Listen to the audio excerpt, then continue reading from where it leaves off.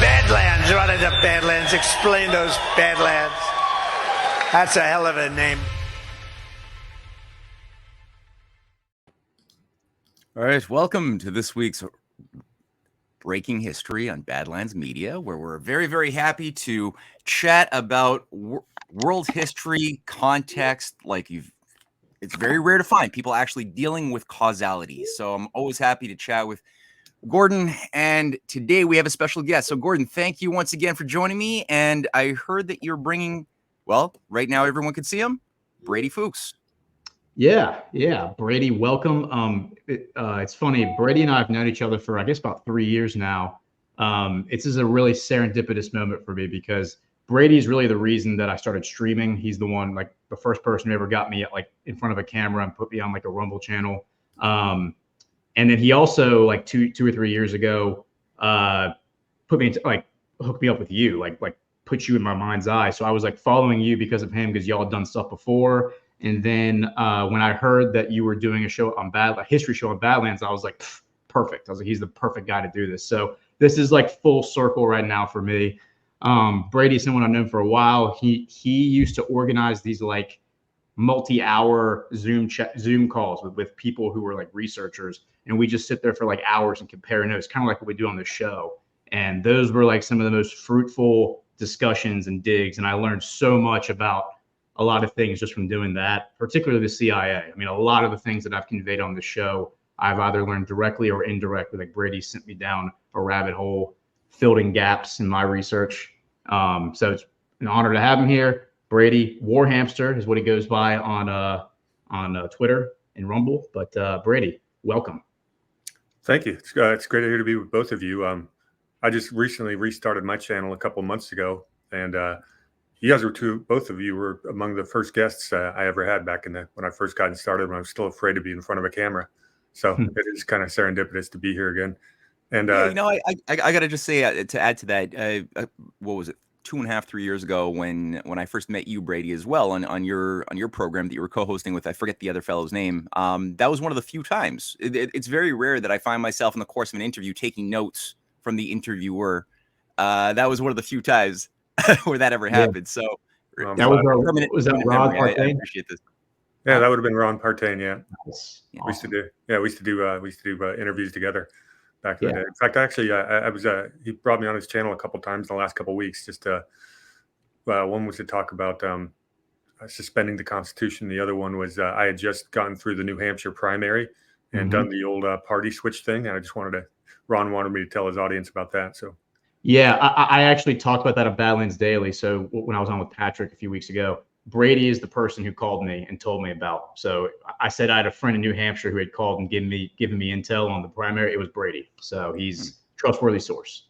Cool. Anyway, so yeah, Matt, why don't you cue us up for the subject matter today and connect it to the current events? For sure. Well, the thing that caught my eye, a lot of my followers had sent me a link to a Tucker Carlson interview this past week, or throughout this week and last week. It was with Brett Weinstein, who I generally like. Brett Weinstein and his Dark Horse podcast that he hosts with his wife. I found it to be of value during the times of the medical dictatorship insanity stuff, when it was at its peak, and there's a lot of medical misinformation. So I appreciate a lot of the stuff that he brought to the discussion. But this was a weird one, and he had just returned from a journey, a guided tour of the Darien Gap. He's a biologist, a Darwinian biologist specifically, and he wanted to bring his scientific analysis to the problems of the border crisis to the audience that Tucker Carlson was happy to provide to him. And I was a little bit disturbed by the level of you'd expect from a scientist, a little bit more rigor in what they're saying, but there was a lot of gossip, a lot of conjecture built upon conjecture with innuendo that is designed to inflame people's fear and emotion and if it's going to be something so serious as like the Chinese CPC are, we already know that the Five Eyes, CIA, FBI, CSIS are all pushing the program to weaponize the psyche of the Western population to be afraid of China. They already had emergency meetings with Christopher Wray and others overseeing the need to focus on the oncoming confrontation with China. There's a military encirclement. There's all of this stuff. you'd think you'd be a bit more careful with your words. But instead, no, there's just a lot of innuendo that the border crisis is tied to Chinese mercenaries who have been brought in working with Biden to be a part of his secret CPC army to, attack patriots, and are directing immigrants to flood in. And with those immigrants, there's allusions to Chinese military-age men, always military-age men, infiltrating in through the borders, not Chinese construction workers or Chinese, because there's like, $400 billion worth of economic deals with like 26 Latin American and Caribbean countries and China to build massive infrastructure. So ignore all of that.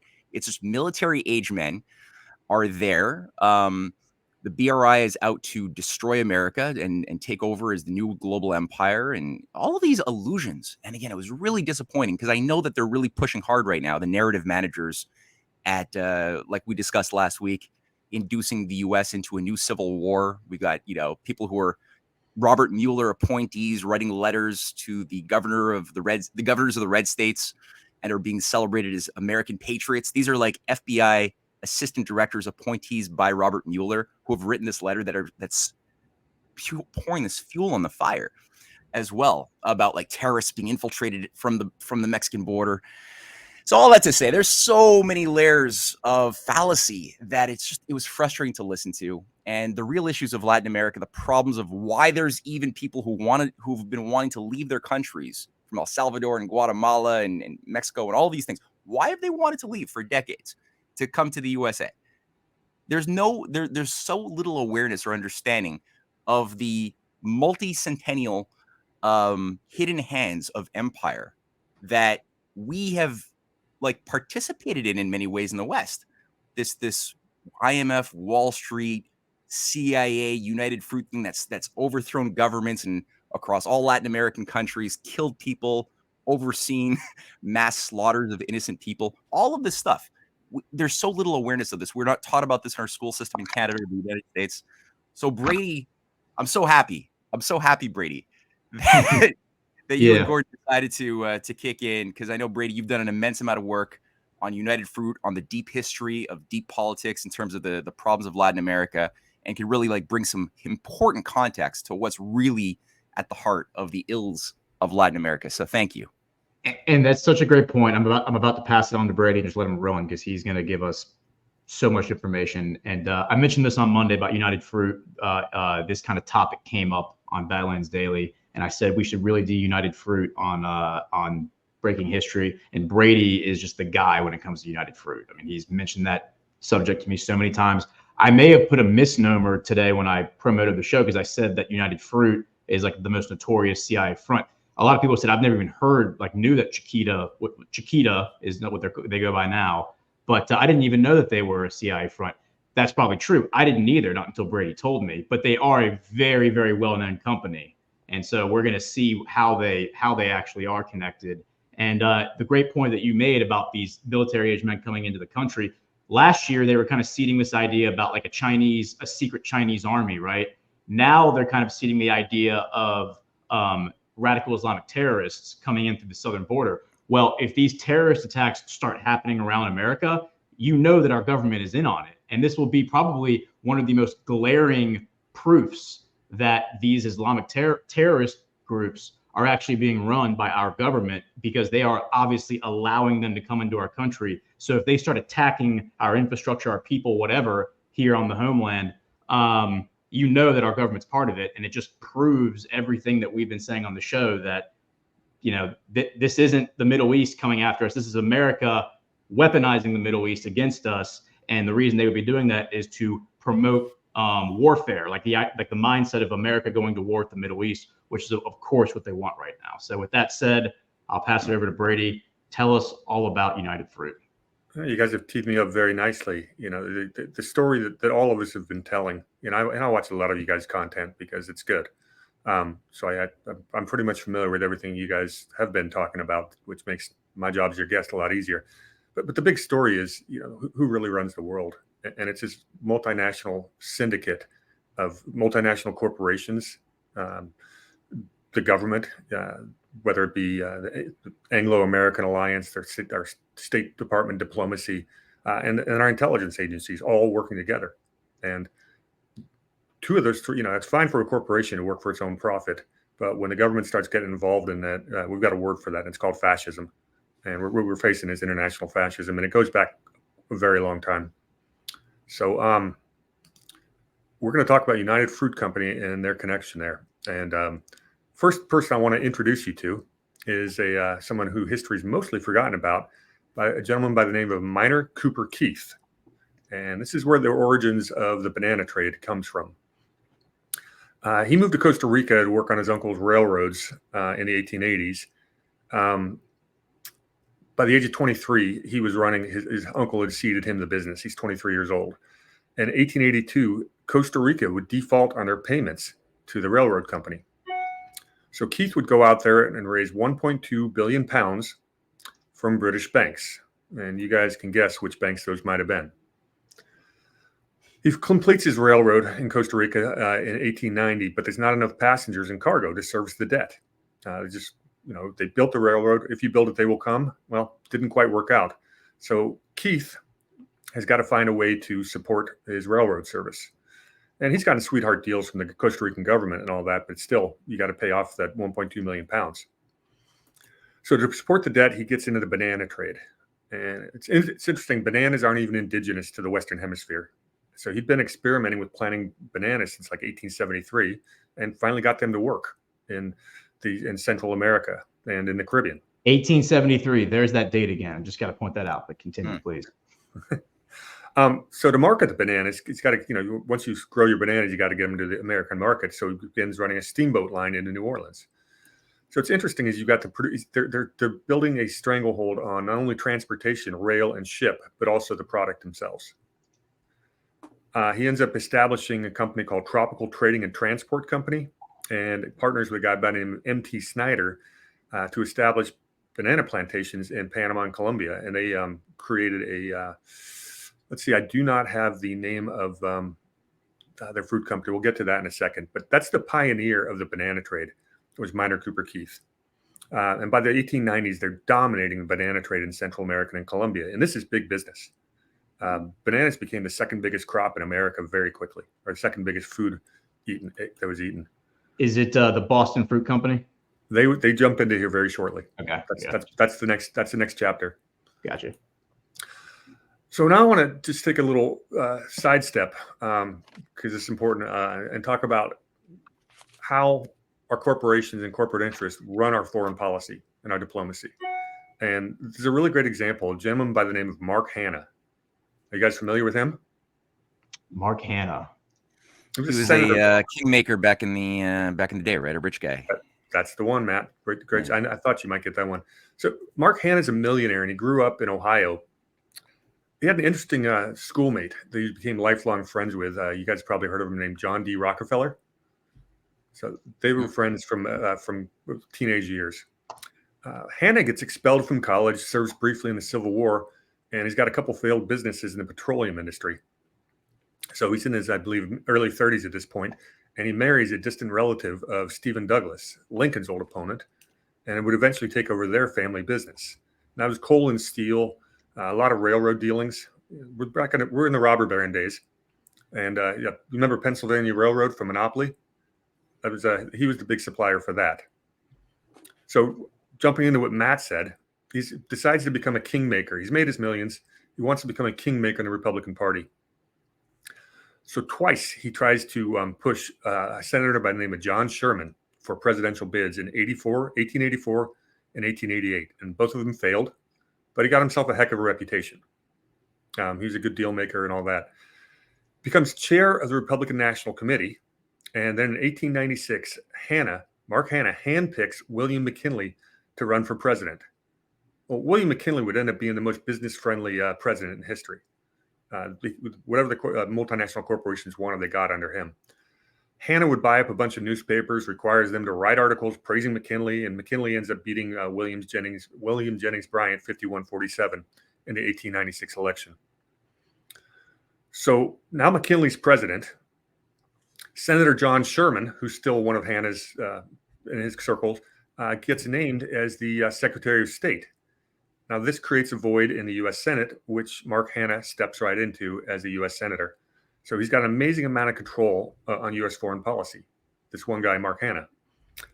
The Spanish-American War breaks out 2 years later, destabilizes the entire South and Central American region. And, of course, our friends Sullivan and Cromwell were on the ground in advance of all of that. I'll pause there for a comment because there's some names there that you guys probably want to have a little fun with. Yes, playing the guessing game again. Is it the Tropical Trading and Transport Company? That was the company you were looking for earlier. Yeah, that's one of the two. He had a fruit company, he had a transport company. Awesome. Okay, yeah, I found their website. This is as you're talking, I'm taking the names down, and I'm just quickly seeing if there's anything what comes up when I look them up.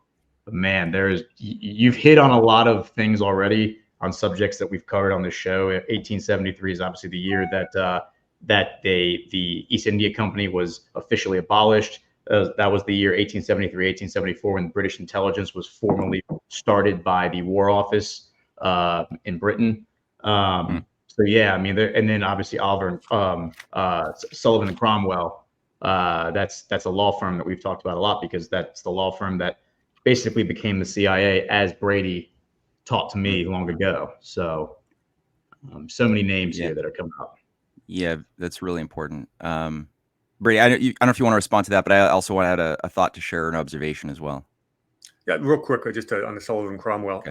What we found is that the United States did not have intelligence in non-wartime period prior to post-World War II, and so the activities that intelligence agencies would normally perform were done by law firms, and that's why I bring in Sullivan and Cromwell. They would go out there and speak to people in dark places and lay the ground for future invasions or whatever dirty work the United States had to do. These were law firms that did it, and Sullivan and Cromwell were the kings of that. Yeah, and just to put a bow on that, Sullivan and Cromwell, remember everybody, that was the law firm that those guys, the Dulles brothers, were at the Treaty of Versailles in 1919, and they helped negotiate the resolution at the end of World War I, which ultimately helped establish the boundary lines of the Middle East that were favorable to England and France. And basically set up the game board, the chessboard, for what we're dealing with right now in the Middle East. So Sullivan and Cromwell was at the heart of that entire nefarious event. Yeah. I don't want to. Just to add like a little bit of coloring to this. There's one thing that I'm always thinking about as you're speaking, is the effort. Last week we touched on this question of like. The historic roots of domestic terrorism as part of an asset of intelligence agencies, going through the KKK, run by Albert Pike and the Scottish Rite. And there's something that I've been looking at regarding the research by Anton Chaikin, a really wonderful EIR historian. And he was going through this, the pre-KKK incarnation was this very, very gigantic private sort of shadow government army in America that was set up in the 1850s called the Knights of the Golden Circle. And one of the key figures within that was a slave power privateer named William Walker. And you guys heard about the case of William Walker. There's actually a movie that kind of does a little bit of a jab on this, really well done, called Quemada Burn with Marlon Brando from 1969. Fantastic movie going through the William Walker story, but with a bit of a twist. So William Walker, he basically takes control of Nicaragua in 1853. Within 2 seconds is recognized by, I guess it's the Pierce administration, who just immediately recognizes him as the president of Nicaragua. He stays president for 10 months, and he has this whole plan to annex all of the adjacent countries increasingly as part of the slave power, to make them slave states under the control of the whole Pike apparatus, which is itself run by Mazzini and Palmerston abroad as sort of a Young America South operation from the Freemasonic groups. That doesn't work ultimately. It's only 10 months in, it fails. But the idea was to create an empire with Cuba as the center of the empire. And this whole circle is like imagine a compass being drawn with Cuba as the center of the compass, featuring like half of America, most like all of Central America, big chunk of like all of Mexico, big chunk of South America. And that was going to be the center of a new empire that would then just expand, but as a proxy empire, kind of like a Persia was to Babylon, you know, or the USA post 1945 was to Britain. That doesn't work. And so it's interesting to see them like basically recalibrate and reattempt their efforts to create this like oligarchical slave empire over central, like all of Latin America once again after Lincoln's murdered and you know other patriots are murdered in the late 19th century. So what you're saying right now, I've got all that in my mind as far as like a rebranding, a reorganization, you know, subvert Reconstruction, make sure you can get your unreconstructed assets back into positions of power and do it all over again. But now with like, you know, Sullivan, Cromwell, with this new agency of corporate power that's now being deployed to do the same thing with a new flavor. And quick thought on that, because this has to do with the research that I'm doing right now in the Substack article I'm about to put out, is the idea of empires, which began really with the Age of Discovery, the global empire with maritime trade. Portugal in the 1400s, Spain in the 1500s, England really started in the 1600s. France was in there like in the 1700s was England and France. 1800s is when it started to shift to America. 1900s just became full-blown America. And all of those, like that entire process, all of the wealth or most of the wealth, a lot of it that came from India and China and Japan, but all that gold, all that silver came from South America and Central America, Peru and Mexico. The silver in Peru, there's a mountain. 1 out of every 4 pieces of silver in the world comes from this mountain in Peru. Really? And then the gold in Mexico. And basically the Portuguese and the Spanish were shipping the ships back, or sending these treasure galleons back to Europe. And then England, France, Netherlands, all these other countries are hiring pirates or turning their naval captains into pirates to attack the ships and steal the gold. And it's a fascinating history. That's what I did my thesis on as an undergrad. But anyway, so Central America, South America are really at the heart of a lot of this global metal wealth, like gold and silver, et cetera. Yeah, we could talk pirates quite a bit. I've been doing a lot of research on that lately, just because of where I'm living right now, colonial New England. It's I've gotten into looking at some of the old ship stuff, so it's a fun story. You know, the difference between a pirate and a privateer is a piece of paper. It's a piece of paper. A piece of paper from the government, yeah. And Captain Morgan, the spiced rum guy, he was the governor of Jamaica, appointed by Britain to be the governor of Jamaica, and he was like a huge pirate lord. I mean, you know, he was like a pirate king basically. So there's some fascinating anecdotes we don't have to talk about now about that. But anyway, I digress. Should I jump back into United Fruit? Let's do it. All right. We're up to 1899, and Minor Cooper Keith, the Banana King, he's got a financial setback, and it forces him to merge with Andrew Preston's Boston Fruit Company, who Gordon brought up earlier. And the Boston Fruit Company was dominating the trade in the West Indies, that part of the Caribbean. So this creates United Fruit Company.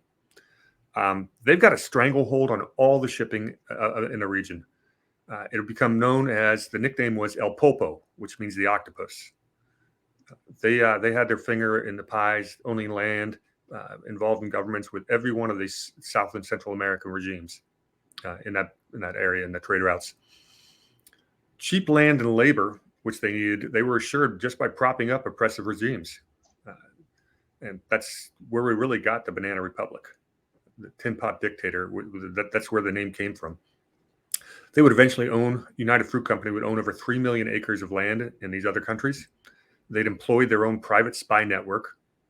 A few years later, they'd employ their own radio networks to ensure logistical efficiency, and they were used for propaganda. Again, they were involved in the politics locally.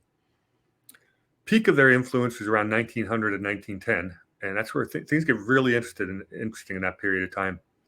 A couple other things to know about the early days of United Fruit. They had cutting-edge technology in shipping. Here's where it gets interesting: genetic modification and public relations propaganda. That's where genetic modification and public relations propaganda began. Interestingly enough, a giant plague, a lot of bananas were dying, took place about 3 or 4 years after the genetic modification started. What year was this? That would have been 1907, 1908. Okay. And the entity behind, I'm sorry, I didn't catch the entity behind that. That was United Fruit. So United Fruit was actually the one who started doing what you just described, genetic modification and the PR spinning. Interesting. Yeah, because, well, it's a lot of the worst things our government has been doing ever since. Another real were they doing that on all of their products, or focusing on bananas? Like they were splicing. I didn't know that they had the capability of splicing genetic material and to induce certain attributes or traits to emerge in a seed crop or something. What were they? Do you know what they were doing? No, I don't. I don't have the detail. I don't have the details on that. I just took the headline of genetic modification, but they were trying to change their bananas to grow more efficiently in a different climate, what have you, messing with the natural banana. I'm sure it was not genetic splicing, but we can get more detail. I can dig into that. I got the article around here somewhere. Okay, cool. Another important development, of course, is the Panama Canal. A lot of people had a vested interest in connecting the Pacific and Atlantic Oceans. A lot of people in Europe had an interest. Business companies, shipping companies had interests, and of course, the militaries had a real big interest.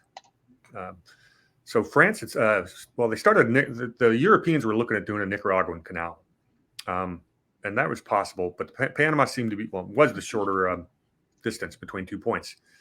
France had started the Panama Canal, digging that in 1881, but they only got about 40% of the way done. It was halted in 1888 after about 30,000 worker deaths, and the company was insolvent. Enter the United States, representing their business interests. This has it in United Fruits, part of this the entire time. They decided they're going to take over the French rights to build a canal, but they still needed Colombia's permission, because it was that Panama was Colombia at the time. Hey Matt, I'm going to share my screen if you don't mind. Oh yeah, sure. This is a map that I found that says it's a United Fruit map that has to do with the United Fruits. And just keep speaking, Brady. Panama City, this little line right here, that's the Panama Canal. So outstanding, good find. Yep. So keep going. Okay, so we're into the picture. Sullivan and Cromwell show up again. What Cromwell was doing was on the ground in what became known as Panama. He was agitating the locals to orchestrate a coup against Colombia. That doesn't take too long. That's 1903. Panama is annexed. Almost a bloodless coup occurred, mostly because the U.S. Navy showed up and stationed their ships offshore. The United States starts working on the Panama Canal again in 1904, and it's completed 10 years later, connecting the oceans. This is a boon for the shipping companies like United Fruit. A couple other interesting things. This one will be really. I know you guys have talked about this one on your show. We talked about all the turmoil after the Spanish-American War. We're propping up tin pot dictators. Well, Nicaragua nearby breaks out in a civil war in 1911. And the U.S., of course, sends in a bunch of Marines under the direction of Major General Smedley Butler from War as a Racket. His orders is not to protect the government that's friendly to the U.S., but it's to secure the railroad lines and protect the trade so that the Civil War doesn't get in the way of profit. And famous occasion there, he drove a train right through about 150 rebel soldiers to protect the shipment. Those were his orders. Now, I know Major General Smedley Butler is near and dear to Matt's heart because you speak about him quite a bit.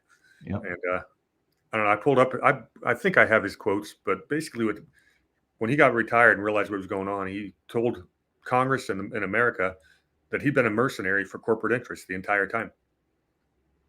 30-something years of service. And what is he, the most decorated Marine of all time? Yep. A real patriot, too, because he could have gone along with the business plot, but he didn't.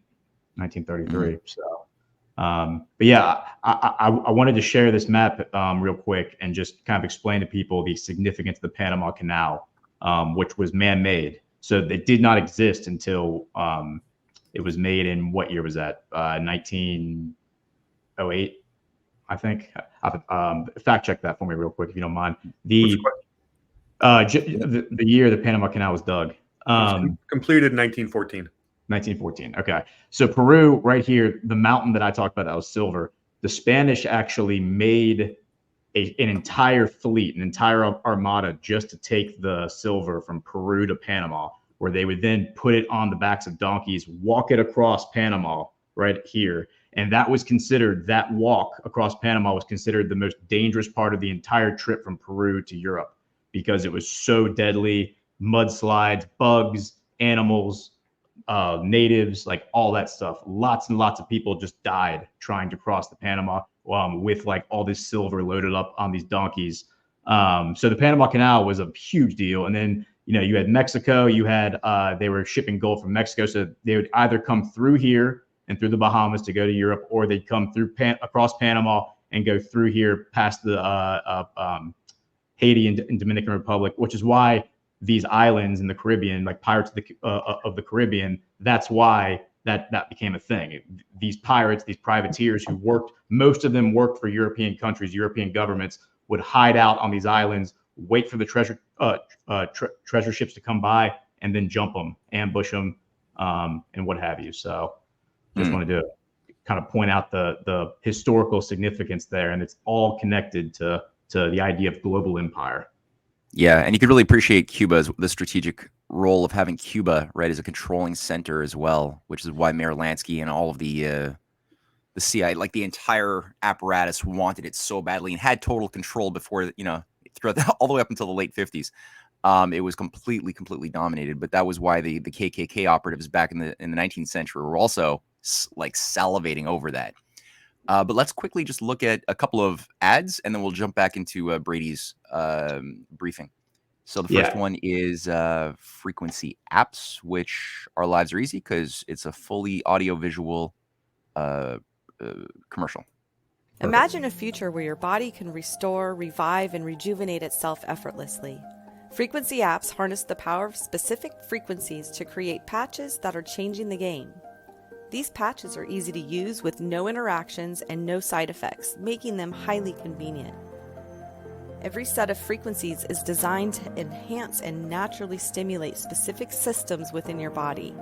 Once applied, these frequency apps emit targeted frequencies that communicate with your body, helping it awaken its natural responses without any side effects. With over 50 different frequency apps, each one is a masterpiece of subharmonic frequencies carefully embedded to perfection. Ready to take the leap into the future of homeopathy? This America First company is offering Badlands viewers up to 25% off when purchasing a monthly subscription. Visit badlandsmedia.tv/patches and use code BADLANDS at checkout to enjoy an exclusive 5% discount, or subscribe and save up to 25%. That's badlandsmedia.tv/patches using promo code BADLANDS. Interesting. Okay, now we got Goldco. All right. So Trump has been mentioning CBDCs in his recent speeches. Up until now, the digital dollar, or CBDC, has been nothing but a headline. But right now, things are developing at a rapid pace. It started with a sweeping executive order from the Biden administration, and now central banks are even hiring for their development. Here's the thing. A digital dollar can be used to track your purchases, control what you buy, and even seize or freeze your assets. That's why it's critical you protect your money with precious metals like gold and silver. We've partnered with the top-rated precious metals company, Goldco, because they're a great company with an amazing reputation. Right now, they're giving you up to $10,000 in free silver while supplies last. Plus, all qualified callers this week will receive a free Ronald Reagan silver coin. Don't wait until all of your money is under Biden's control. Go to badlandsgold.com to learn how you can get started today. That's badlandsgold.com. Great. I apologize if you're hearing that dinging. Oh, yeah, I like the dinging. I don't I mind. do not know how to mute my text or to turn it off. Maybe I should just shut it off while I'm doing the show. So I jump back in? Yeah. So we were talking, I'm sorry to interrupt you, but yeah, keep going. No, we just ended, that was an example of how United Fruit, wielded so much power that you had the U.S. military working on their behalf to put install whoever they wanted into these government positions for the sole purpose of getting them cheap land and labor. That's really what it was. So at this point, we're already thinking United Fruit's kind of bad actors and has way too much power. But the real villain hasn't entered the stage yet, who really took him to the next level. And that's a gentleman by the name of Samuel Zemurray. I think that's pronounced. It's Zemurray. So I'm going to say it's Zemurray and be corrected later if that's all right. Zemurray. Yeah, I think you're right. Yeah, Zemurray, something like that. Anyway, Samuel Zemurray, he's a Russian immigrant to America in 1893. I think he was a teenager at the time. In 1905, he acquires a steamship company and something called the Cuyamel Fruit Company. Hey, Matt, can you share my screen? Sorry. Yep. Oh yeah.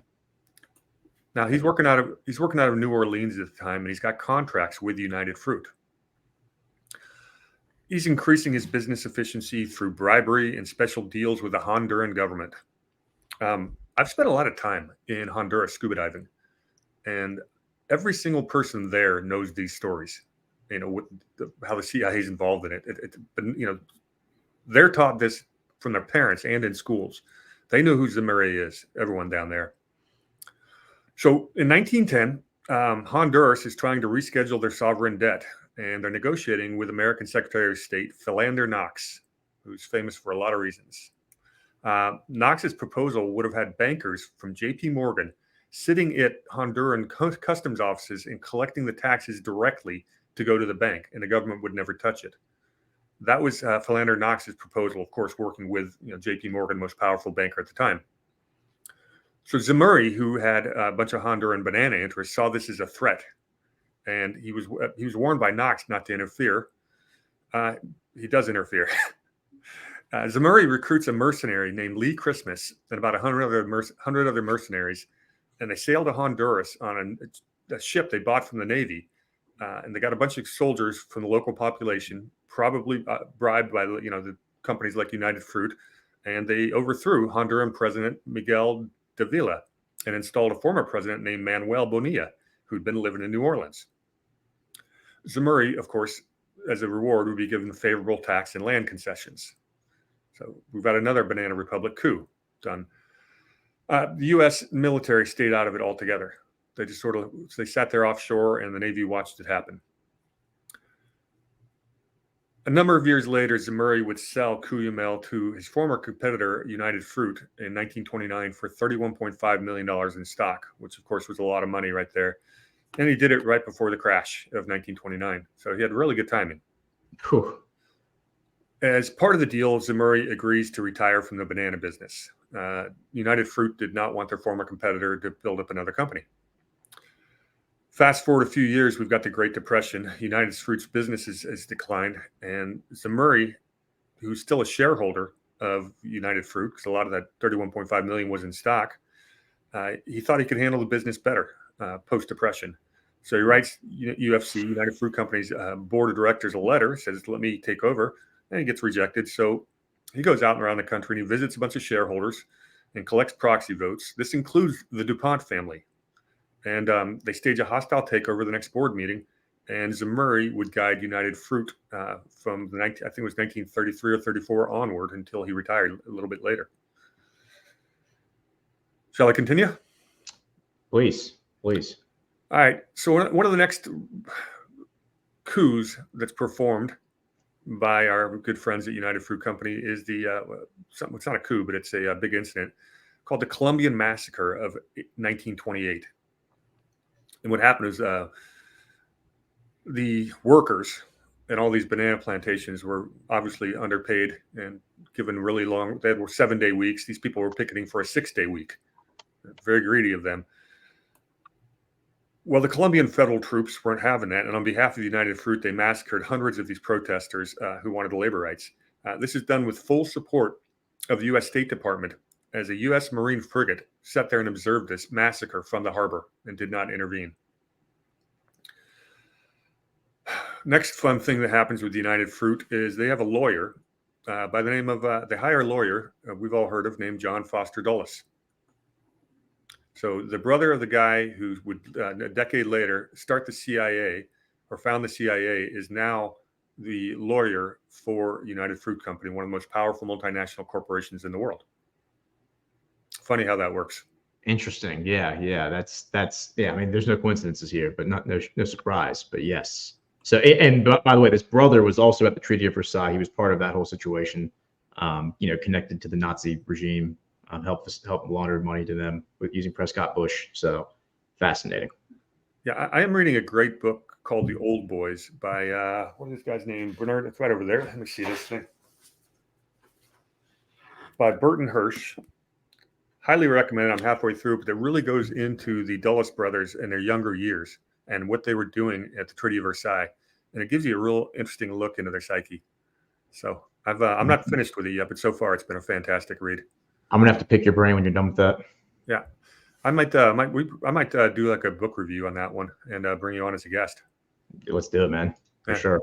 See if I can ever find enough free time to do an hour a day. When you're doing something like that, you got to stay fresh, but we'll get there. Yeah, for sure. So with Foster Dulles on board, the cocaine trade from Central America to the United States starts in the 1930s. No, it did not start in the 1980s. It was well before that. United Fruit Company was helping the Honduran president, Tiburcio Carillas Andino, gain power. And he was a cocaine lord. And of course, the cocaine trade, United Fruit Company would be involved in the cocaine trade into the 1980s. Now, remember, they've got all these steamships. They've got a monopoly on the entire supply chain. They grow the bananas, they ship the bananas. And they probably have quite a few contacts at the ports of entry. So it is a perfect setup to get cocaine into the country. And I'm sorry, and what year are we right here? We're in the 1930s when this started. Okay. Yeah, so we're not even at the 40s yet when the CIA gets going, but okay, great. No, it predates the CIA, and we're going to get there. Interestingly enough, the bad publicity from the cocaine from the United Fruit Company, that's what caused it to change its name to Chiquita Brands in 1984. Because of that. Of course, Chiquita would stay in the business. I'll fast forward because while we're on the cocaine topic. It was 97. More than a ton of cocaine was seized from 7 Chiquita ships. Of course, the government doesn't blame them. They just called it lax security. And then, of course, Chiquita was funding the UAC, which is a terrorist organization. They were actually shipping weapons to. This ties into Iran-Contra, which was involved. And between 97 and 94, Chiquita would pay a $1.7 million fine. They paid over $1.7 million to protect their farming region. This is a terrorist organization. Got caught by the U.S. government. It got a slap on the wrist, got a $25 million fine. And it was revealed during the investigation that FARC, which is a Colombian terrorist group, they've been working with Chiquita for years. Now, the last bit on Chiquita that's fun from that period of time is one of their major attorney at the time, Barack Obama's former Attorney General, Eric Holder. Small world. Very small world. Thought you might like that one. Oh, yeah. All right, going back in time. Let's get to the CIA part. Let's jump into the Guatemalan coup. Yes, perfect. So Guatemala's democratically elected governor is Colonel Jacobo Arbenz. He intended to expropriate some of United Fruit's unused lands and redistribute it to local peasants. At the time, what United Fruit would do is they buy up massive swaths of land. They wouldn't use it all; they just leave it untended. When they've been planting bananas on the acreage next to it, and it would finally need some time. I guess apparently you need a rest period every few years with banana land. Then they go back and use this unused land. So they own all the land, and the peasants don't own anything. And of course, the president of Guatemala didn't think this was fair. So in 1953, Zemurray, he's working with the U.S. State Department. He employs a gentleman by the name of Edward Bernays, who we know as the father of American propaganda. He launches a propaganda campaign of fear porn in America. It says that they start talking about Guatemala is going to become a Soviet satellite. And they started saying, oh, it's the domino theory. And that basically gives the political cover for the CIA to orchestrate a coup and installs a military junta led by Colonel Carlos Castilla Armas. And that was probably the CIA's first actual coup in Central America. Yes. Yep. And actually, there are sources that try to claim that this was the first coup the CIA ever was involved in. But obviously, we now know because in 2017, they fully declassified it. 1953, the year before this, Iran, they did a coup here. And it's interesting how these two places, Central America and Iran, come full circle and connect with Iran-Contra. Yeah, because this does lead into Iran-Contra, and this stuff has never really changed. I mean, Chiquita is not as powerful as United Foods used to be, but they're not as monopolistic. This is really this story I was going to tell is about the monopolistic power. But now we're in the 1950s, which leads us to all kinds of fun things. Matt talked about Cuba. Well, Cuba's fascinating because it was the hub of where the opium trade was coming through to get to America. And there's a reason the CIA, was willing to take on the president of the United States over the Bay of Pigs. They needed that base back. It was costing them a lot of money. Mm-hmm. Yeah. It's it's fascinating that United Fruit was basically doing a lot of this stuff that we associate with the CIA now before the CIA was even around. They're working with characters who were founders of the CIA. They're orchestrating coups. I mean, they're involved in this coup in 1954 in Guatemala. So I mean, it's all right there. I mean, it's right there for you just to see. And it's fascinating that you can really provide a specific anecdote of what we're talking about.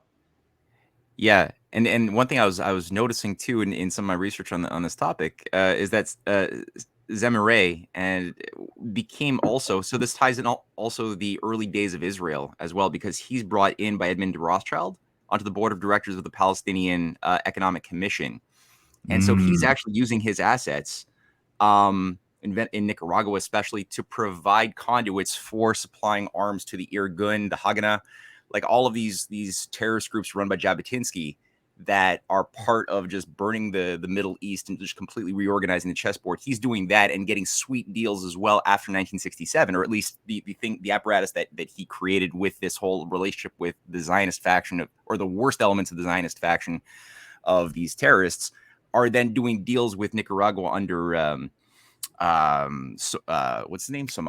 President Somoza, Anastasio, who's this dictator from 1967 to 79, overthrown by the Sandinistas later on, but has this weird relationship, kind of very similar, that involves a lot of drugs, illegal arms shipments in and out of Latin America, and it very much overlaps the Iran-Contra operation as well in so many ways. It's a fascinating topic. I haven't seen anybody really address it in a satisfying way yet, though.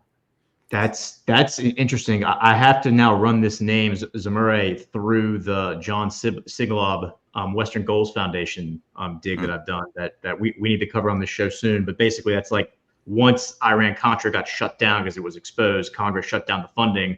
They then turned to this guy who has this NGO that is orchestrating, facilitating, organizing Christian charities.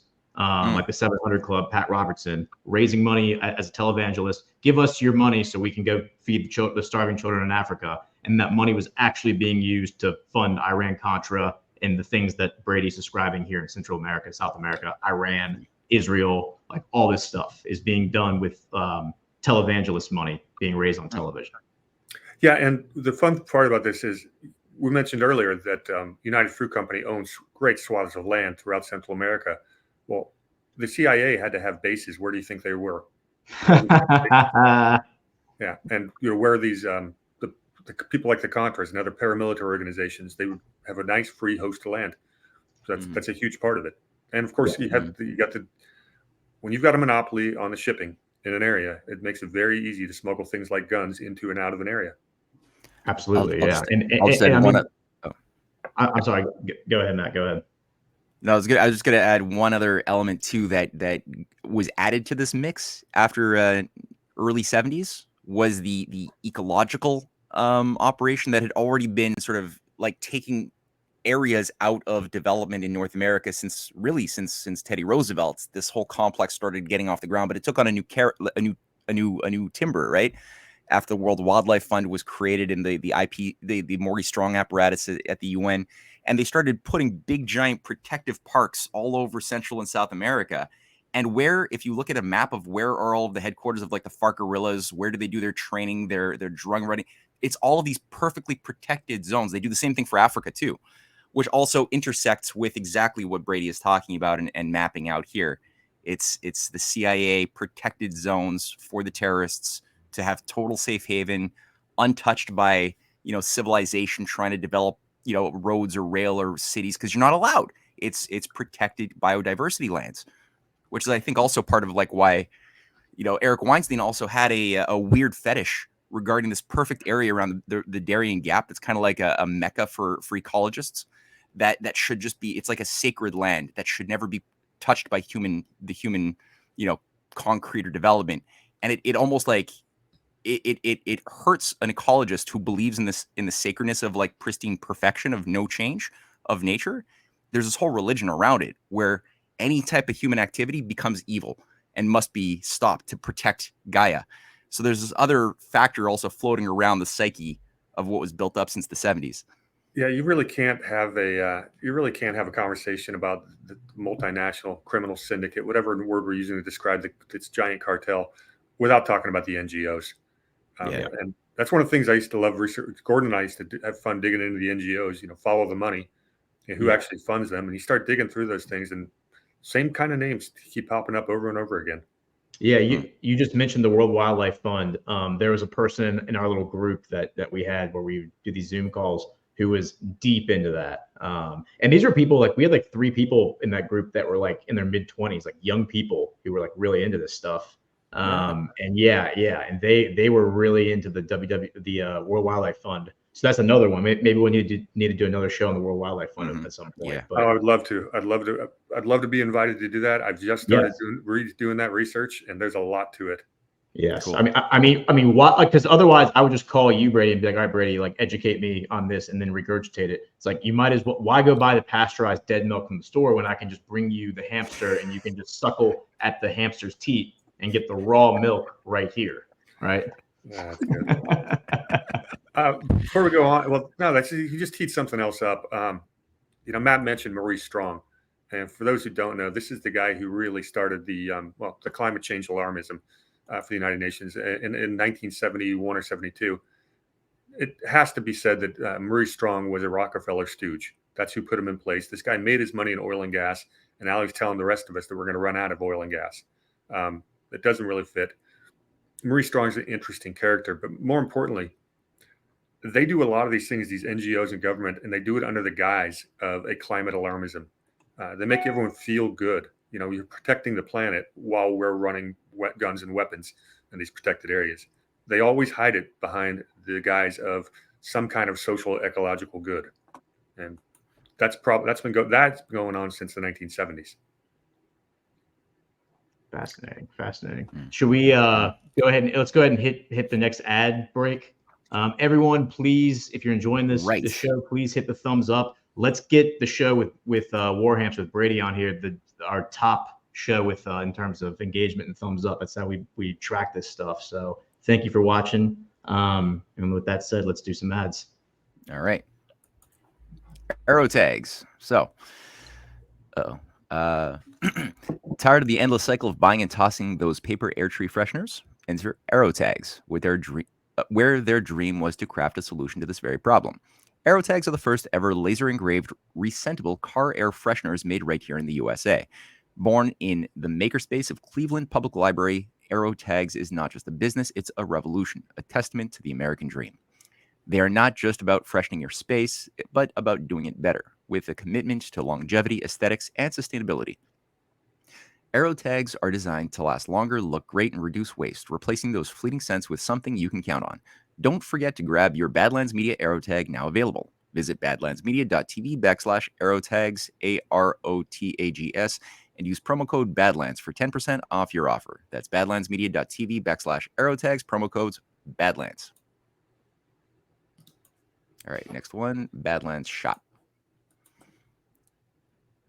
So you've heard the chatter, but have you checked it out for yourself? Welcome to the Badlands Media Shop, where we've partnered with Patriot companies to offer products for just about every category of life. Browse the virtual shopping aisles and rest assured that your purchases align with your values. Shop with peace of mind, avoiding woke companies with woke principles while supporting your favorite podcasters. From boomerangs, yes, those boomerangs, to gun holsters. From children's books to pet food. We have just about everything, and we're just getting started. So skip the big box store and Head over to the badlandsmedia.tv/shop to support Badlands Media and a Patriot business with every purchase. Thank you, Badlanders, for your continued support and patriotism. We couldn't do this without you. That's badlandsmedia.tv/shop to shop with Patriots and support Badlands Media.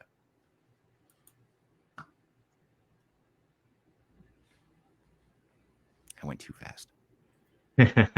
All right. Yeah, go ahead and check that out over there at badlands.tv, or badlandsmedia.tv rather. Yeah, man, what a whiff. Like when I was promoting this on Twitter, what a whiff to not point out the fact, as Brady pointed out, that this is where the term Banana Republic comes from, is United Fruit. Like I just whiffed on that. But like Banana Land, like I saw someone in the chat say this is Banana Land.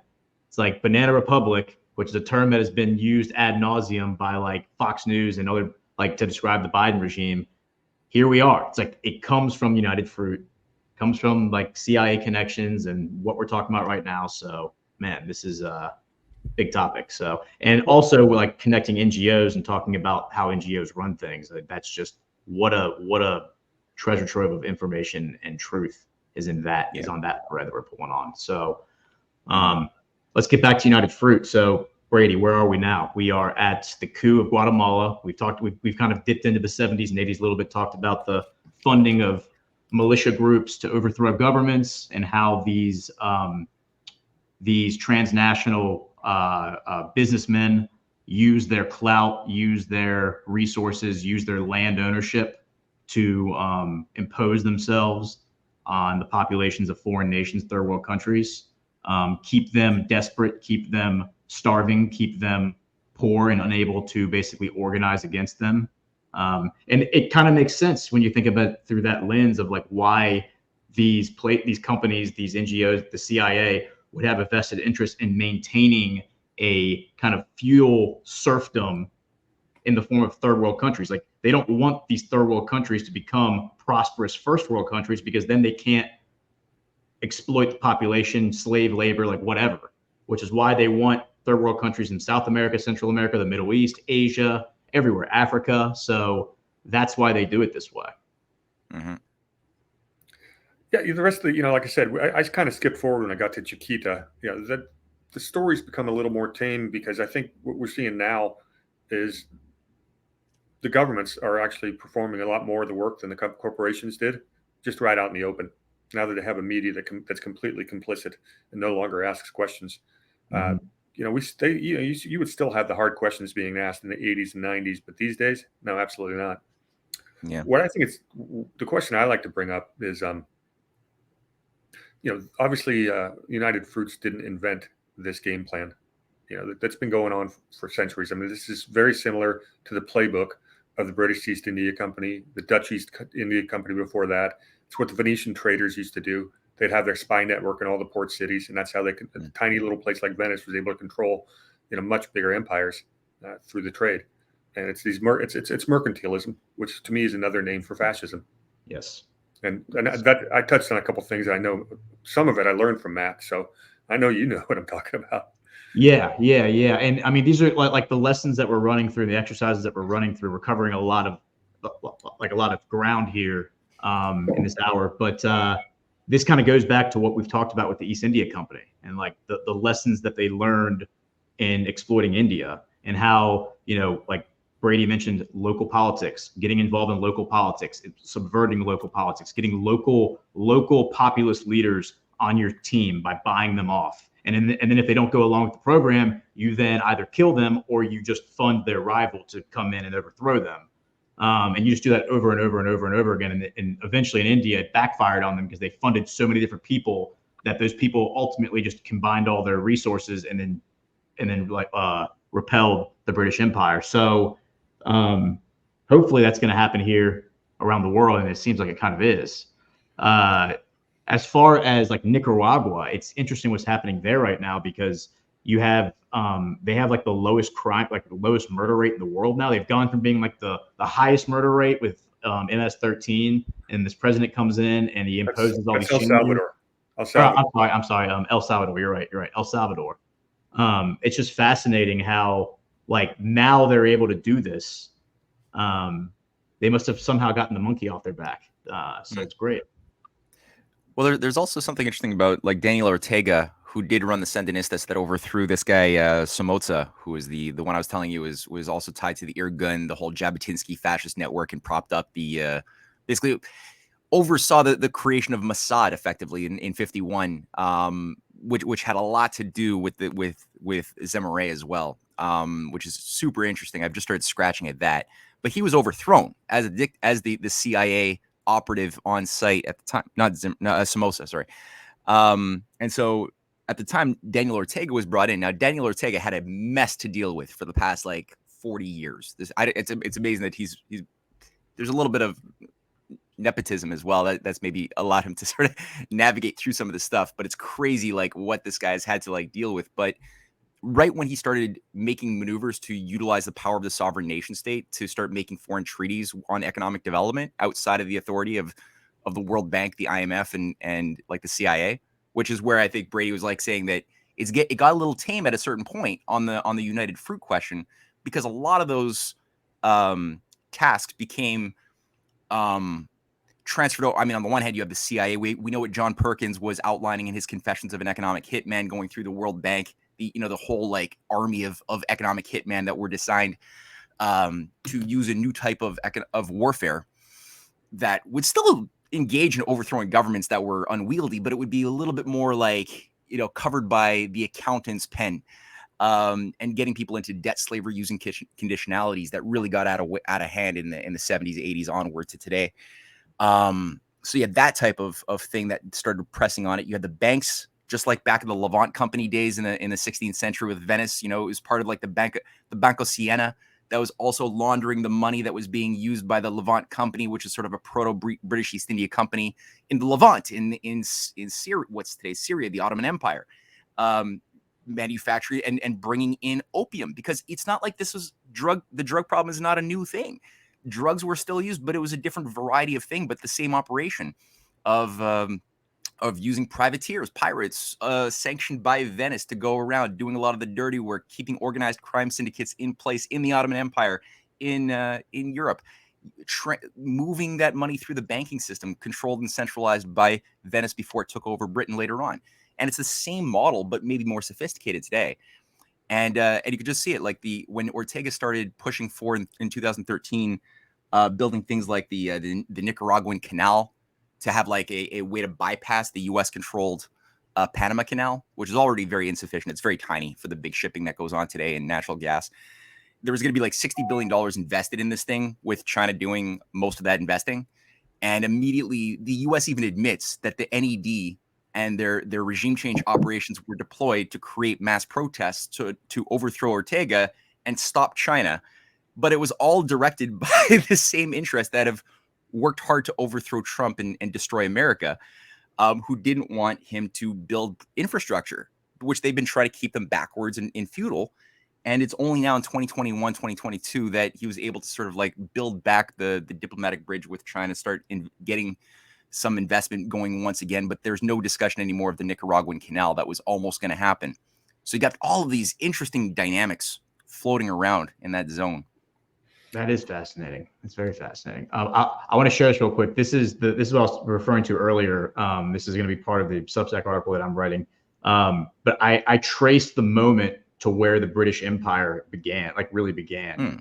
The Battle of Flores, 1592. So 1588 is the Spanish Armada. That's when Spain sends a massive fleet up to England to attack England. And then most of the fleet gets destroyed in a storm. And they are able to salvage a lot of the ships. The ships that are salvaged from that attack become the ships that form the East India Company in 1600, 12 years later. But that starts the Anglo-Spanish War, which lasts about 4 years. So 1592, Sir Walter Raleigh, who a lot of people are going to recognize that name. He's one of like the explorers from the Age of Discovery. He is attacking ships down in the Azores Islands, which is off Portugal. And this major ship comes through, this major carrack named the Madre de Deus and de Due, I guess. And he takes the ship, he captures it, he brings it back to Dartmouth in England. And when it comes into the port, it blows everyone's mind. It's the largest ship anyone's ever seen in England. It's 3 times the size of the largest ship in the English fleet. This is it right here. Here's a painting of it. And as it's coming in, it's loaded down with spices, like very, very finely made jewels, jewelry, all this exotic stuff, tons and tons of valuable, but way more valuable than the cargo were the ship logs, which detailed where every single item on the ship came from. And what they found was that it came from Japan, China, and India. And that was where the elite in London realized, oh my God, there is like massive wealth in India that we need to go exploit. And that's what started the idea of going, we're going to go form the East India Company 8 years later and start this whole thing. And so that was the moment that like the empire transitioned really from the Spanish Empire to the British Empire in terms of being the global hegemony. Fascinating stuff. Just wanted to share that anecdote. Can I jump in and add something to that? Yeah. Mm-hmm. It's one of my favorite little history factoids was that trade was so lucrative, especially the exchange, because you could basically take 6 pounds of silver from England and come back with 12 pounds of silver just on the exchange. And in 1866, nice date, 1666, the British East India Company became the very first private entity in the history of the world to be given the legal right to mint coin for that exact purpose. Wow. And that's the Federal Reserve. The Federal Reserve then goes on later, right? That'd be an iteration, but it really started with a dual entry banking system out of Venice. That's where that whole banking thing. Why did the British become the dominant European empire? Many reasons, but the big one was they were 50 years ahead of the rest of Europe in terms of the ability to securitize. They had these joint stock companies, and when industrialization came around, England had a 50-year head start on everybody, and that's when they got their glory years of the 1800s. So, well, and then there's another little thing that you pointed out that I thought was fascinating about United Fruit, where you said that they built the railroad, but the demand wasn't there. So they had to create the demand by getting into the banana business. So it's almost like to justify what they were trying to do, they then had to go into commerce and kind of develop commerce. Very similar to what was going on with the East India Company, where it was about commerce initially, getting wealthy. And then once they had acquired so much wealth, it stopped being about commerce. I think it was 1835, 1833, where they ended the East India Company's ability to engage in commerce. And it was only about raising armies and overthrowing governments in India. That's all it became about. There was no commerce anymore, no trade. It was just about overthrowing governments and raising armies. And, 40 years later, when they abolished the East India Company, they had an army twice the size of the British army, 250,000 versus 125,000. Which was and that army was then, that private army was then given to the Raj, which was like the British government that had been established to rule India. So just crazy how these endeavors aren't really about making money. It's about power, and money is just a form of power projection. Yeah. I on that quick note too, there was the thing I was thinking about regarding the role also of McKinley within this process, because keep in mind, like, when was McKinley murdered? It was in 1901 at an inter-American conference where he was trying to push a very different idea of the Monroe Doctrine than what Teddy Roosevelt, his vice president at the time, was pushing. And his concept was keep these imperial, European influences out of out of the Americas as a whole. And yeah, he was like, on the one hand, like favoring business, but there's this fight over like tempering or taming capitalism, taming business, utilizing the role of the nation state, so that what you build as capital, or what you engage in as capital, is also tied to lifting people out of poverty. Some moral value is also imbued within your idea of investment, and not just simply using capitalism as a cover, like the British East India Company, to rape, pillage, and destroy nations, which is ironically even kind of bad for business, because you got to like keep permanent war, permanent revolution, divide to conquer, keep people starving, which is, again, these are actually objectively bad for business. So the idea of like building the railway through the Panama Canal, or closing the Darien Gap via rail, and connecting rail as a driver of building new cities, industrial corridors, which is what made America really powerful through the transcontinental railway. That was like what you could see, like McKinley, his former VP that died as well before Teddy Roosevelt was brought in. what was his name, Hogarth, right? Who died like a really convenient death right before. And as soon, this is always the way it works, right? You get a really good guy, dies immediately, you get a shithead, or is ousted. So you have a Henry Wallace, he's ousted, and immediately you get Truman. You know, you had Hogarth, he dies really mysteriously. All of a sudden, Teddy Roosevelt, who idealizes the Confederate romanticism of the slave power. So that's his like worldview, and he loves ecology. He brings in all of these like British East India Company trained advisors to like oversee the cordoning off of the entire west coast of America from development projects that Ulysses Grant and McKinley were all trying to push for, and instead say no. This is all going to be protected zone, no human touch. And then they start doing that as well, advancing this what becomes the basis of the modern ecology sort of imperial agenda into the other Americas as well, and starts favoring the growth of these corporate powers that are no longer bound by anything moral, but are basically now used like Brady just went through as a cover for feudalism and empire, instead of actually building up the sorts of economic sovereignty that patriots were pushing for. So that's another thing, that the tempering of capitalism to become something good instead of a cover for evil. That's part of the fight. Yeah. Fascinating.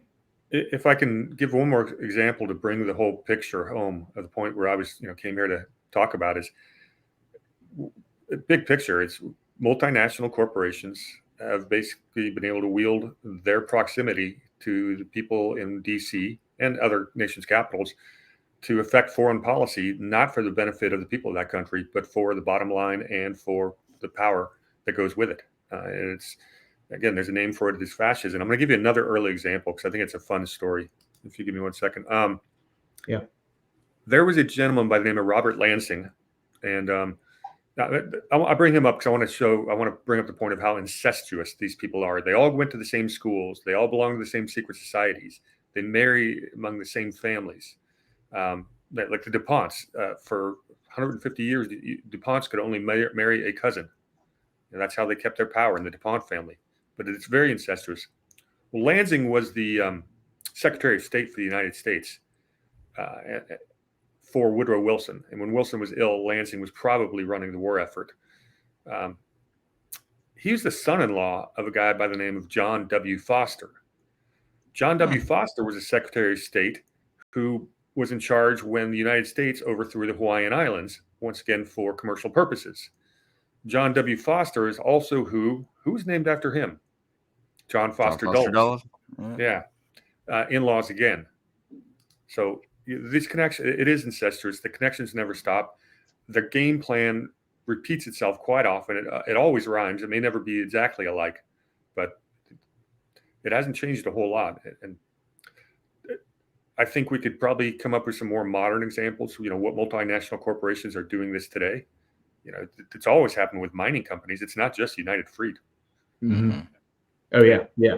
And we've talked before about the concept of a holding company,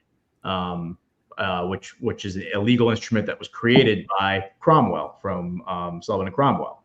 And then the holding company, like Alphabet, would be an example of a holding company, right? Alphabet owns Google. Like people think of Google being the parent company, but isn't Alphabet actually the parent company? And Google was a subsidiary of Alphabet. Isn't that how it works? Yeah, and the first iteration of the modern version of a corporation came right on the heels of Teddy Roosevelt supposedly busting the trusts. That never happened. They just reorganized and found other ways to get investor protection from basically liability protection. The first one was U.S. Steel. It was J.P. Morgan and Sullivan and Cromwell put the deal together. Same names involved in everything. Yep. And of course, U.S. Steel is another one of the robber baron. Everything that came out of the Gilded Age. I know all about that from my professional work, where I did do research on that for a presentation that we gave as a company. And yes, J.P. Morgan, like 1903, went around and just bought up all the small steel mills all across the country. Mostly, a lot of them were in Trenton. Trenton, New Jersey, is where the steel industry was. It was J.P. Morgan that moved it to Pittsburgh, and then Pittsburgh became known as Steel City. But yes, that was because he went around and bought up all the small businesses and formed a monopoly known as U.S. Steel. Do you guys look at any of the I was trying to get my mind around the Rockefeller Foundation or the Rockefeller family, and like I was getting a sense that Andrew Carnegie, who became the Steel Baron, was originally like had a bit more goodwill, or like one of these like moral industrialists at the start, and then got corrupted and co-opted and basically pulled into this whole octopus. I wasn't sure if Rockefeller was always rotten at the beginning, like the first generation was rotten, or had like an honest rail development orientation and then got corrupted, or was he just already bad and was used to just gobble up all the smaller players into this? You have any idea, Brady or Gordon? Yeah, I got some thoughts on that. Okay. One of the common themes of a lot of these bad actors over time is they were pirates or drug smugglers. Great example of that is the founder of Skull and Bones, was basically made their money in the opium trade. Well, John David Rockefeller's father was an opium. What do they call those guys that would go around from town to town selling elixir? Yeah, he was one of those elixir salesmen, went from town to town. Basically, he was selling opium. That's what he was doing. That's how John David Rockefeller got his start. He's the one who had the quote, "Competition is a sin." The way he made his money in the oil in the 1800s, bought out of a lot of his competitors. It was great for the consumer because it kept the price of oil down. That's how he drove them out of business. But at the end of the day, he got monopolistic power. They first started floating the idea of peak oil back in the 1870s. And they did that to create an artificial scarcity to drive the price back up. Rockefeller was such a, my understanding, and I get this from a James Corbett video on this called "How Big Oil Took Over the World" or whatever. James Corbett's pretty darn good researcher. I'm borrowing his information, but he talks about in that video, Rockefeller was viewed as one of the most vile people on earth. And so he got some PR people around him, and they came up with, that's when they started doing these things called charitable donations. And they would film black and white short clips of him giving a nickel to some kid on the street to try to make his reputation better.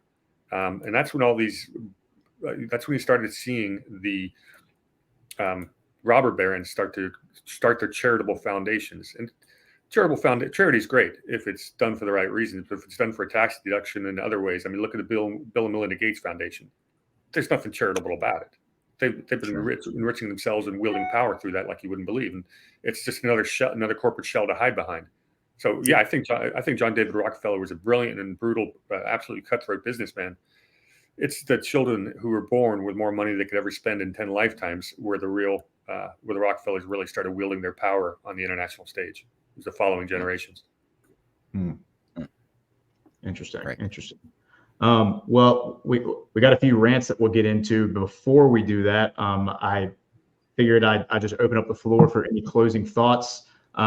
I think at some point, Brady, we're also going to probably do Iran-Contra. It probably makes sense to like really dig deep on that. We've touched on it on a few different episodes, but and that's something that I know is really your wheelhouse. And I don't know if that's what led you to really learn about United Fruit, but what are like the key bullet points, like 2 or 3 bullet points that connects United Fruit to Iran-Contra, just to get the wheels spinning in people's heads?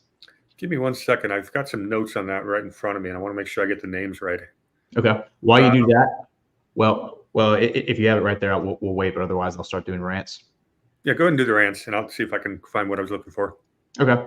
Yeah. So we'll close out with that, but let's do rants now. So rants. Let's see. All right, Roger 5x5, $17. The CIA or people who later founded it were also involved in supplying Ho Chi Minh with arms to rebel against the French and make North Vietnam communist. Yes, very interesting. Any comment on that, guys? Yeah, it's one of my favorite topics. That started, the OSS was working with Chiang Kai-shek. And then when Truman pulled the plug on the arms shipment to Chiang Kai-shek, Mao Zedong drove Chiang Kai-shek off of the mainland. Chiang Kai-shek was working hand in hand with the largest opium dealers in the world, which is called the Green Gang out of China. So when Mao takes over, the Green Gang's out of business. So they shuffled everything down to the, what do we call that? The triangle now, where Afghanistan, Laos, Vietnam, and fast forward 10 years later, now we've got the descendant of the OSS, the CIA, is starting forever wars in those areas just for basically they're trying to create political cover for the drug smuggling. That's it. It's absolutely true. And it's a big part of the World War II story. Yeah. The Operation Underworld, wasn't that the CIA working with the Vatican and the Italian mafia to launder opium? Yeah. Yeah, that's one of my favorite ones. Yeah, there's an issue. There's a problem. There's a thing there between the Sicilian mafia and the Corsican mafia. There was a struggle for power there, and the Sicilian mafia was in bed with the CIA. Well, they started with military intelligence, and then it morphed into it. I don't know if this is little known or not, but the U.S. military transport was bringing an awful lot of those drugs into the United States. Yeah, the Air America. Yeah. Also, the Flying Tigers, because a lot of the stuff comes out of the Flying Tigers operation as well. Yeah, Helliwell. Yeah, exactly. Yeah, and for those who are, I was surprised to discover this because I was surprised that Alex Jones was such a big fan of the John Birch Society, and I had the head of the John Birch Society speaking on his show not that long ago, describing like how influential it's been on his uncle, on his upbringing, at shaping his way of looking at the world. Who the hell is John Birch? He was part of the Flying Tigers. He was part of the whole like drug running apparatus overseen by the CIA, the Green Gang, and other Freemasonic outfits in Asia that had been built up by the British Empire during the hardcore days of the Opium War that were then inflamed and created, this whole organized crime syndicate that interfaced with the P1 Lodge of Mazzini, which was at the heart of the entire growth of the Italian mafia structure to begin with back in the 19th century. That's like the P2. We know the P2 Lodge because we've watched The Godfather Part 3 and the whole like assassination again of the Pope storyline. That's part of what the P2 Lodge was being exposed as, which was like part of Gladio, the whole like Nazi Italian fascist that used the mafia. Like, why were all these mafia operatives, Mayor Lansky, all these guys, super like McCarthyite, anti-communist? Because they were still fulfilling I'm not saying communism is good here, but the whole like picture of it that we were given is tainted by unreconstructed Nazis and fascists working with this whole thing of that Brady just outlined that became this global shadow government after World War II. And they don't like it when their operations get shut down. And whether it was Castro kicking out United Fruit and shutting down Mayor Lansky's operations in Cuba that derailed plans in a certain way there. Again, not saying Castro's good. I'm saying he definitely derailed some major global operations, or I'm not saying Mao is good, but he definitely pissed off very powerful figures by shutting down the Green Gang and the mainland China operation of drugs that were then moved to Taiwan and Laos and Cambodia, where Chiang Kai-shek also had KMT operatives in those zones too. And on the Viet Cong, like if you read the Viet Cong, the North Vietnamese at the time, the Constitution, that what's his name? Forgetting his name. The bad guy in Vietnam that we were told is the bad guy, but it's not really. God damn it. Anyway, the Vietnamese Constitution is modeled on the U.S. Declaration of Independence. It is the U.S. Declaration of it. It's all men are created equal. The whole thing is word for word, because the idea was that the promises to liberate Vietnam from French colonialism that were guaranteed by FDR never manifested because FDR died. All of the patriots were purged. And then all of the traitors of the deep state took over control and basically supported the French colonialists to recapture Vietnam and then engage in taking it, over again. And we were all told, oh, it's about stopping communism from taking over the earth. That's why we're going into the Vietnam War. And that's why it's maybe okay that JFK got murdered because, he tried to pull the U.S. out of Vietnam. So maybe it's actually for the best that he ultimately got murdered so that we could go and save the world from communism. We were lied to. There was no evidence. It was completely to reinforce the drug running cartels and crime syndicates. That's why the Vietnam War happened. That's where our loved ones came back in body bags. Well, you make some interesting points there, because it's like this binary paradigm that we've been put in, where it's like, okay, well, if you're saying that the fascists are bad, then you must think the communists are good. Then it's like that's how they trap you, and it makes sense then that the fascists would almost promote the rise of these communist, like Bolshevik type style uprisings in order to scare people and drive them into their arms. Because think about like pre-Trump, like pre-MAGA, that whole thing. Think about like people in America who were conservative, who were afraid of like this communist opiate that was being fed to the young people. What were they doing in response politically? They were running into the arms of the Koch brothers. They were running into the arms of corporate America and saying, save us, save us, save us. Y'all are pro-business. You're pro-capitalist. Please save us from the communists who are coming to get us. And that basically empowers the fascists then to just do whatever they want, with the consent of the governed. Yeah, let me, if I can jump in and put my constitutional hat on, which is half the stuff I talk about is U.S. Constitution.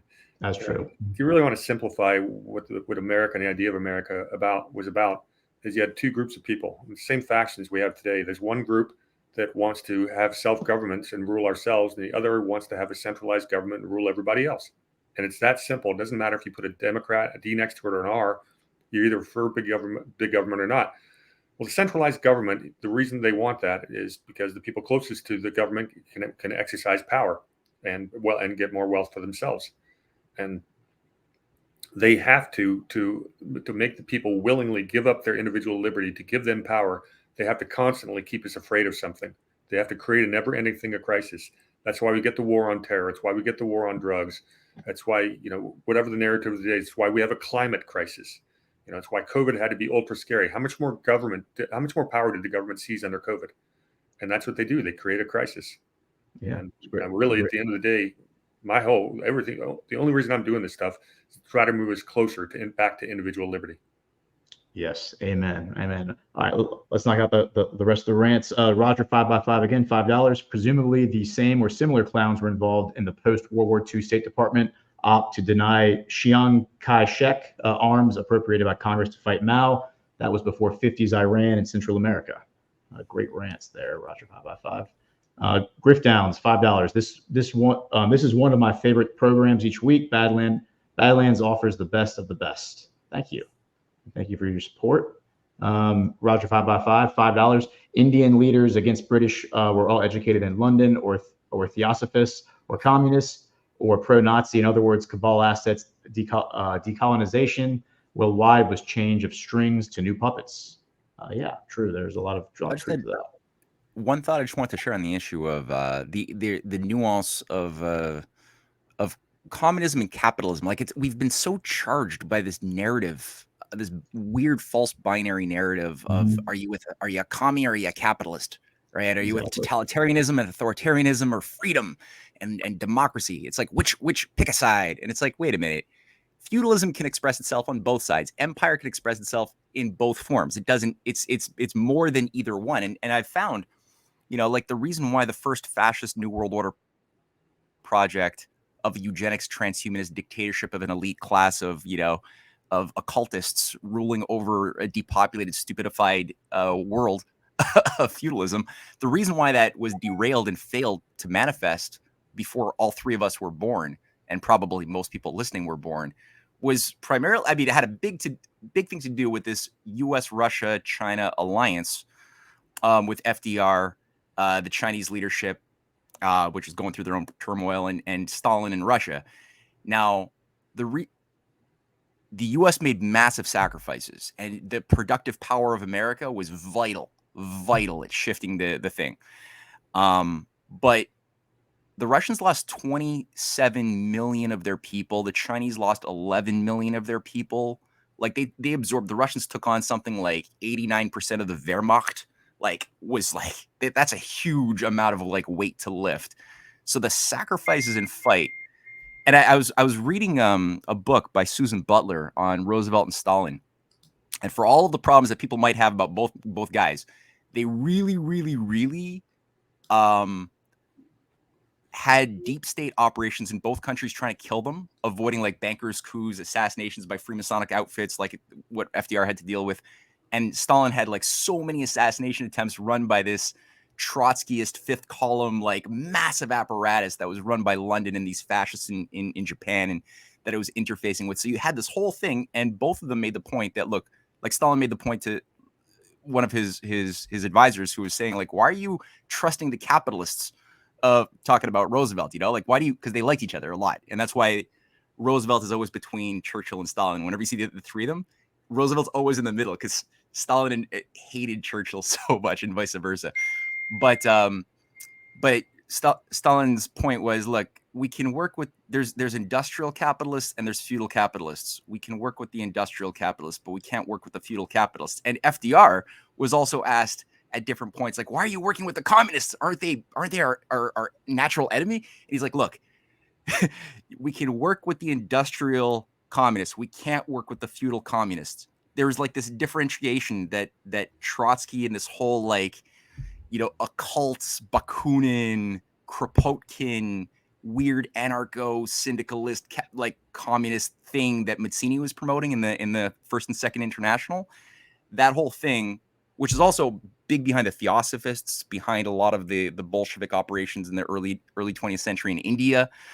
It's behind the India Congress Party. It contaminates so much of that. It was everywhere. It was also behind what was justifying the overthrow, the CIA and United Fruit overthrow of a lot of governments back in like 1911, 1920s, 30s, saying that, look, because they're communist, or Guatemala, he's destroying United Fruit, so he's a communist. So it's going to justify us going in and overthrowing our Benz because he's a commie trying to stop business. And it's like, wait a minute, this is oversimplifying way too much. We're allowing way too much evil by this thing, you know. And you can see it being done again today under, like, we have to stop Russia. That's why it's justified to promote Nazis in Ukraine, or, you know, overthrow, you know, governments around Asia for democracy to stop, because obviously these authoritarian regimes of Iran and China and Russia will take over the world. It's the same narrative we were given in the 30s, 40s, 50s, 60s. Same thing.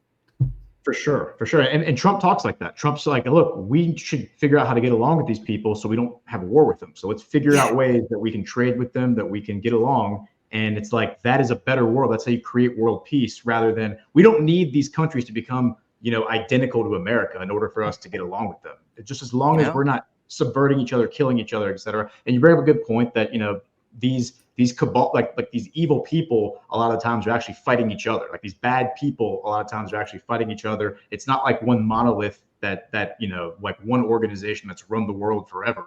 A lot of times it's different psychopaths or different sociopaths vying for power. And then, you know, some of the people who've been presented as the worst of the worst, maybe we're just the worst and not the worst of the worst.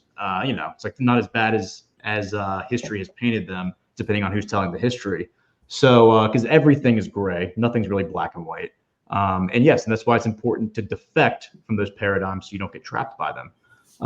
Next rant is Roger 5x5. $5. India didn't get a patriot leader until its second prime minister, Lal Bahadur Shastri, in 1964. He was assassinated in Tashkent, USSR, in 1966. Interesting. Very interesting. I didn't know about that at all.